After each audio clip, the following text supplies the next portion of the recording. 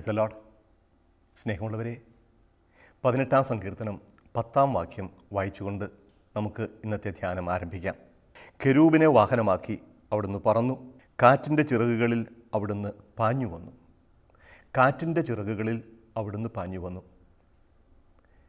Israel ജനം കണ്ട ഏറ്റവും വലിയ രാജാവാണ് ദാവീദ്.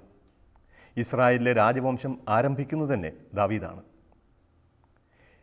ഇസ്രായേൽ ജനം പ്രതീക്ഷിച്ച രക്ഷകനെ ദാവീദിൻ്റെ പുത്രനെന്നാണ് വിശേഷിപ്പിക്കുന്നത്.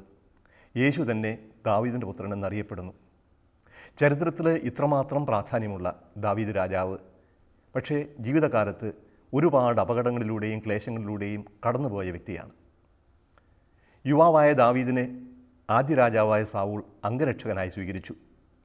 പക്ഷേ സാവകാശം ദാവീദിനോട് അസൂയയും ഭയവും ശത്രുതയും ഉണ്ടായി. അങ്ങനെ ദാവീദിനെ കൊല്ലാൻ തന്നെ സാവൂൾ തീരുമാനിച്ചു. രാജാവിനെ ഭയന്ന് ഓടി ഒളിക്കേണ്ടി വന്നു ദാവീദിന്. കുറേയേറെ കാലം മരുഭൂമിയിലും വനാന്തരങ്ങളിലും ഗുഹകളിലുമൊക്കെ ഒളിച്ചു കഴിയേണ്ടി വന്നു. അവസാനം വിദേശത്തേക്ക് കൂടുമാറേണ്ടതും വന്നു. രാജാവായി കഴിഞ്ഞതിന് ശേഷവും അപകടങ്ങൾ ധാരാളമുണ്ടായി.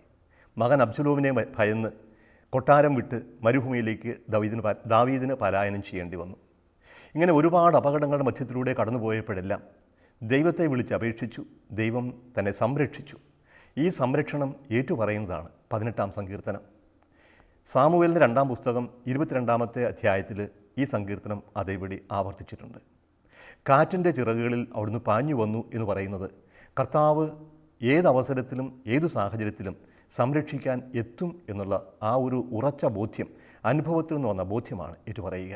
ശക്തിയും വേഗതയും സൂചിപ്പിക്കുന്നതാണ് കഴുകൻ്റെ ചിറക് എന്നപോലെ തന്നെ കാറ്റിൻ്റെ ചിറകുകളും. ഏതു സാഹചര്യത്തിലും നിലവിളിക്കുന്ന വ്യക്തിയുടെ അടുക്കിലേക്ക് കർത്താവ് കടന്നു വരും. അത് മാരക രോഗത്തിൽപ്പെട്ട വ്യക്തിയാവട്ടെ, മാരകമായ അപകടത്തിൽപ്പെട്ട വ്യക്തിയാവട്ടെ, രക്ഷിക്കാൻ ആരുമില്ല എന്ന് തോന്നുന്ന സാഹചര്യത്തിലും എല്ലാ വഴിയും മുട്ടിയെന്ന് തോന്നുമ്പോഴും വിളിച്ചപേക്ഷിക്കുക, നിലവിളി കേൾക്കുന്ന ദൈവമുണ്ട്. അവിടുന്ന് കാറ്റിൻ്റെ ചിറകുകളിൽ പാഞ്ഞു വരും. ഏലിയാ പ്രവാചകനെ സ്വർഗത്തിലേക്ക് ചുഴലിക്കാറ്റിൽ സംവഹിച്ചവൻ, ശിഷ്യന്മാരുടെ അടുക്കിലേക്ക് കൊടുങ്കാറ്റിൻ്റെ ആരവത്തോടെ കടന്നു വന്നവൻ ഇന്നും നമ്മുടെ സഹായത്തിനെത്തും. ഭയപ്പെടാതിരിക്കുക. നിലവിളിക്കുന്നവൻ്റെ നിലവിളി കേൾക്കുന്നവൻ, അഭയം തേടുന്നവന് അഭയം കൊടുക്കുന്നവൻ കാറ്റിൻ്റെ ചിറകിൽ പാഞ്ഞു വരും വേഗതയോടെ. ആ ഒരു ബോധ്യം, ആ ഒരു ഉറപ്പ് നമുക്കെന്നും ഉണ്ടായിരിക്കട്ടെ.